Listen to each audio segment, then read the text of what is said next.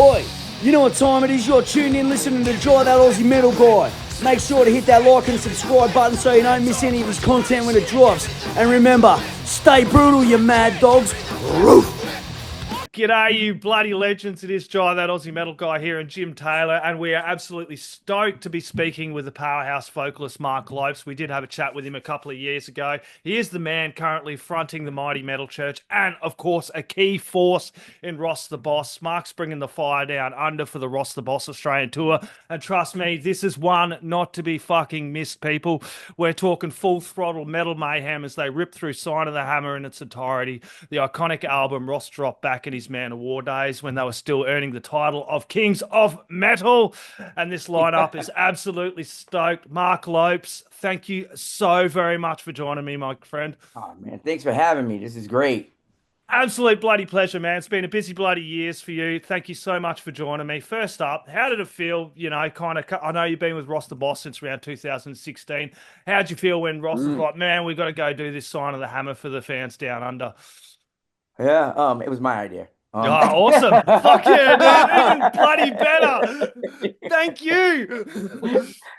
Yeah, and I actually thought of it before the other guys did.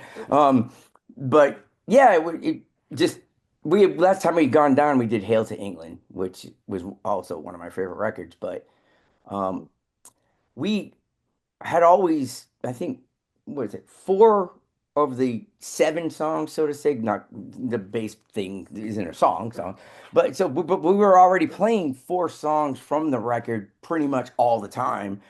And I was like, well, we needed to kind of spice it up a little bit and have reason to play a couple of tunes that we never done before. Because sometimes it's like pulling teeth to get to do new stuff, because it's just such a pain in the ass to get everybody together and to go over and stuff.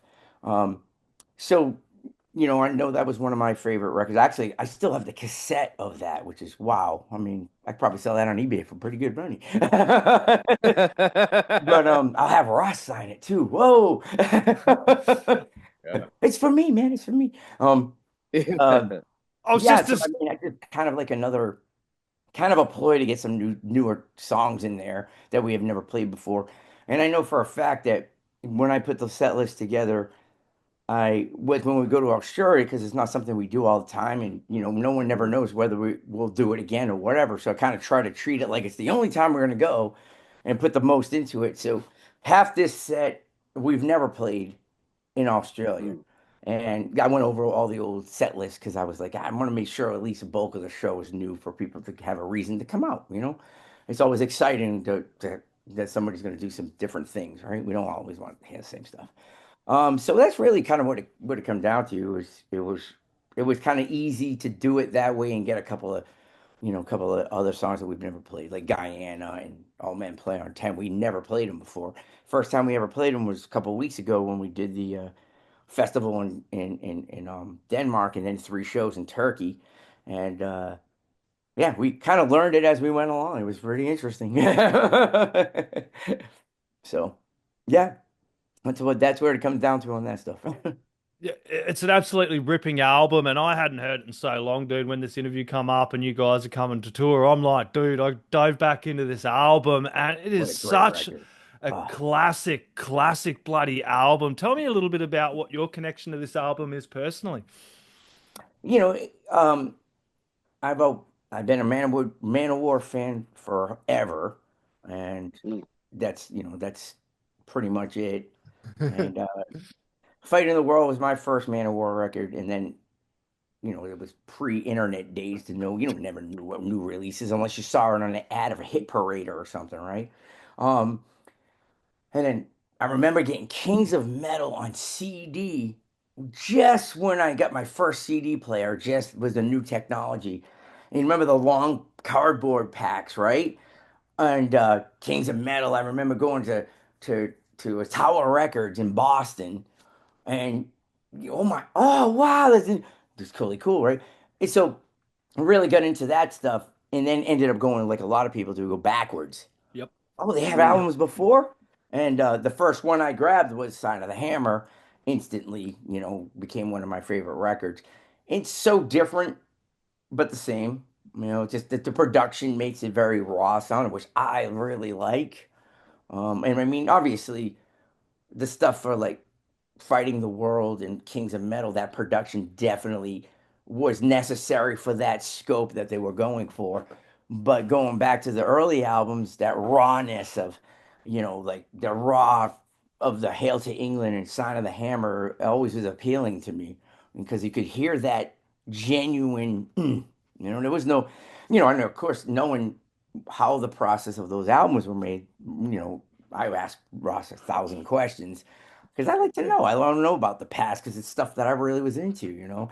And he was like, "Oh yeah, we did those. We did a couple of these albums in like a day, you know." So it's pretty wild. Oh, Do, I have to go to the do, bathroom. Yeah. he's gone. He's No. gone. Do you feel that you have to change your vocal style between? I know that's, oh, I don't mean to be extreme, like, you know, like, oh, you have to, like, you know, Each character is different. yes, Put it. yes. Mm-hmm. Yeah. Yep. That's my question. Mhm. Do you And feel that? it's wild too because when I was doing Metal Church, when we were writing and recording the record, I kind of shifted styles and studied a Yeah. lot of the David Wayne stuff that I always loved and never really had time to get into it. And obviously that was a good reason to start getting into it without imitating sure. it. I was looking for the vibe with the little things, you know. Well, and that's the thing that caught me, like, with your vocal style, boss. Well, I was gonna say with the Ross the Boss stuff, you go from this raspy grit to power metal, Yeah. and even with the stuff you did with Metal Church, it was like Mike Howe had his own way. Mm-hmm. You have your own way, Exactly. and it's really wild to, like, you know, I hate like when you hear like, wow, this guy had this way of singing, this guy had this way of singing, even guitar players. Oh yeah. This guy had this way of playing. Well, I was like, well, if you want to hear that band, hear that band. If you want to hear, you know, this guy as an artist, give him a chance. God bless it. Yeah. Like, don't. Wow, he doesn't sound like. Screw that. Mm-hmm. You be your own identity, and I feel that with every thing that you've done with Ross the Boss, with Metal Church, you assume another vocal identity. That was my point. I am sorry. No. I talked way too much. It's just no. That's a good one because yeah. The funny thing is, I don't get try not to self-analyze anything. If it works, then cool. If it doesn't work, then it doesn't work. Don't do it again. Yes, sir. I pretty much just go by gut instinct because I mean, I kind of flip the coin. It's like, okay, say I'm the fan version of myself, which I still am a big fan of all these things. So, all right, so I'm a fan of this. What would I personally would want to hear? And for me, with the Metal Church stuff, it was always the first two records. Yeah. That was the quintessential stuff for me. The other stuff is cool, but those were my favorite. David Wayne was. I looked at him in the same way that I looked at Eric Adams, this like berserker mentality, unhinged, just just total aggression and dynamic and kind of no rules. You know, that's not that's not right. What do you define as right? I mean, you know, that's what gives it the character. The mistakes or just the you know, say you hit a note and it technically isn't the right way to do it, but it sounds cool. Then whatever, man. play from Mark. That's what I feel with your performances. It's like play from the heart, dude. Yeah. And I try not to swear, but you're fucking kill it. Yeah, that's what I'm gonna say, man. You just have this vibe about you. You listen to your music, you follow your man. You just have this fucking vibe. Get some, man. You can't help but get motivated by it. But talking about albums like Sign of the Hammer and some of these other albums you've mentioned, these are absolutely classic. It's fucking sad because I love seeing bands like this do this, but as these generations go on and on, I find it hard that you could bring out an album now and play a whole album because the generations go fucking one song. Like, whereas if that Sign of the Hammer dropped now, say 2025, I don't think people would fully immerse themselves in it. But where our generation was, you'd go down to that record store, you'd buy your vinyl, your tape cassette or your CD, and you'd sit there. And sometimes you wouldn't even know the band that well. They'd drop one film song before the thing and you'd dive into this album and you'd have this full listening experience and this journey with the fucking band that I feel a lot of people are really missing these days. A perfect example of that is back when we had to do that. Yeah. And not a lot of people ever really talk about this. And it was brought up to me by some fellow musicians when we're talking about different albums, and the one that we use for an example is Master of Puppets, right? Yes. Now, Master of Puppets, it's about the tracking order. Yep. That was huge because that was part of the vibe of the whole record. And if it wasn't done correctly, you would lose some of the vibe. Correct. And that's what made even more brilliant. So people don't even have. The young people today probably wouldn't even fathomably understand that because they never really experienced how that was the way you listen to stuff.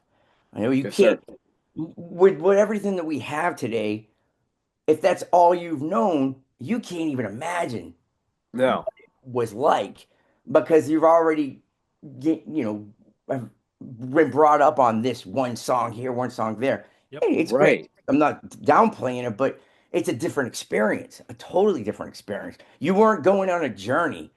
And that was the whole idea. I remember I got my first cassette Walkman, and it's going to sound weird, but I remember I got Peace of Mind, and I was in my bedroom just listening. That's what I would do, just listening. Yeah. And as things, it was always it was like this narrative story that went on, even if the songs didn't relate. Especially take for instance like a Rageful Order from Queensryche. Yes, sir. Right? It opens up with perfect. It opens up with Walk in the Shadows, and it ends with I Will Remember. That mattered. It mattered, right? And that's a masterpiece of a record that nobody has ever been able to come close to replicating that sound. Not even them. That's the beauty of that old school mentality of being able to consume it and have that journey. And like to listen, like Mark, I know you feel the same way. Jai, I know you feel the same way. I want to hear a record left to right, front to back. So you mentioned Queensryche. So Empire for me. Ba ba ba ba ba, and then Master of Puppets. Ba ba ba ba ba. And it told a story. And then I remember when I bought Metropolis. What was it? Dream Theater. And I was like, oh my God. And as soon as it started, Close Your Eyes. And then it was like the most heavy thing in the world. But it told a story. And I think we need to come back to that. To have a track 1 to 12 and tell this great record. Yeah, it's something I've been trying to replicate with my band, Let Us Pray. Yes, sir. Even if the way I look at it, the songs don't have to be related, so to say. It doesn't have to be like this conceptual album that's not what I'm talking about with Yep. track order. It's a vibe. Yeah. Oh, That's yeah. that's the thing. It's a vibe. It's Yeah. not really this common thread story. It's a vibe. Because in Right. regular order, I'm gonna use that as an example again. There's no concept weaving through. Right. It's different topics that relate, but the vibe is beginning to end just perfect the way that it's presented in that form. So, Absolutely. yeah.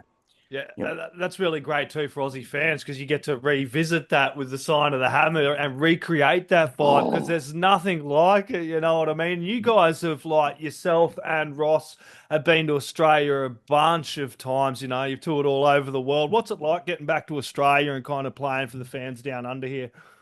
Well, it's kind of funny because this is my fourth time, Yep. and I made really cool friends that are friends and are just fans. And I'm always, I mean, this tour was supposed to happen at another time and it fell through because of some business promoter things going, and I'm glad that we didn't do that one. And it took me, I ended up with the same promoter that brought Metal Church in, and he was like, "Hey, I really would love to have Ross come." And I'm always like, "Well, let's fucking do it." Mm. And it took a long time to organize it, but I'm glad finally we're doing it. Awesome. It's one of those places, like kind of like for me when I've been to Spain, Barcelona, tons. I have so many friends there. It's just awesome. Not only am I going to play, but you go and get to see these people that you never get to For physically sure. in front of, and that's always a good time too. And of course, the crowd's always great. No matter the size of the show, the Melbourne one's always the biggest one, and the Adelaide's always a little bit smaller, but that's great. It's it's still a great show. Like the intimacy is so cool, as and a bigger show is awesome too.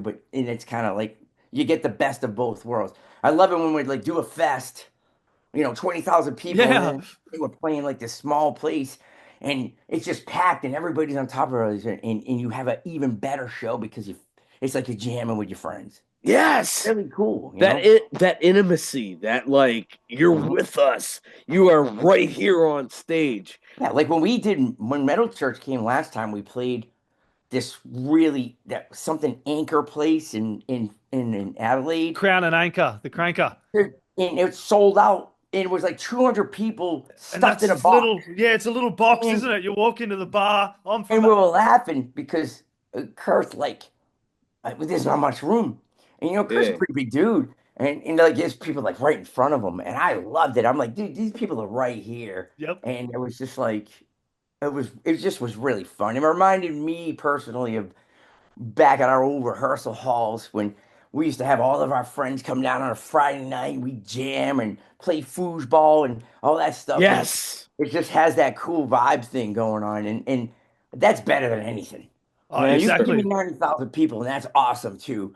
But 90 people that are fucking hardcore into it, because that Yeah. happened in New Zealand. We played, no word of a lie, one of the shows we played it was just so done wrong. And it only, I swear to God, and I have no shame in this, it was 40 people, 40 fucking people to travel all the way around the world to go play for the 40 people. But let me tell you something, those 40 people it was insane. They It would was love to. great. And that's what mattered. It sucked that it Yes, was sir. 40 people, but the 40 people were there, they sounded like 400. Yes. Exactly, and how It's the they would passion, have dude. appreciated Mhm. that. I'm down in South Oh, Australia as well, man. and we absolutely love it when guys like yourself manage to get here to Adelaide and play these shows. I do feel sorry for Tassie and fucking Darwin, but we're super And Perth, grateful. and Perth, Yeah, and Perth Perth, on man, we and played there Perth. once, and it was like, dude, how far is this fucking place? It's like a whole country away. Well, we're the same size as America. People fucking think, oh yeah, Australia's this little fucking island on the other side of the world. They don't realize how hard it is, one, for you guys to get over here, but to play the whole of Australia is huge. It's like almost Yeah. going the breadth of America as well. Right. I remember we were getting at the airport to go do the Perth show, I remember, and we're like, how long's this flight? Oh, it's like 5-6 hours. I'm like, what? I'm like, the fuck you talking about? It's like from Massachusetts to California. They're like, yeah, Right. that's how big it is.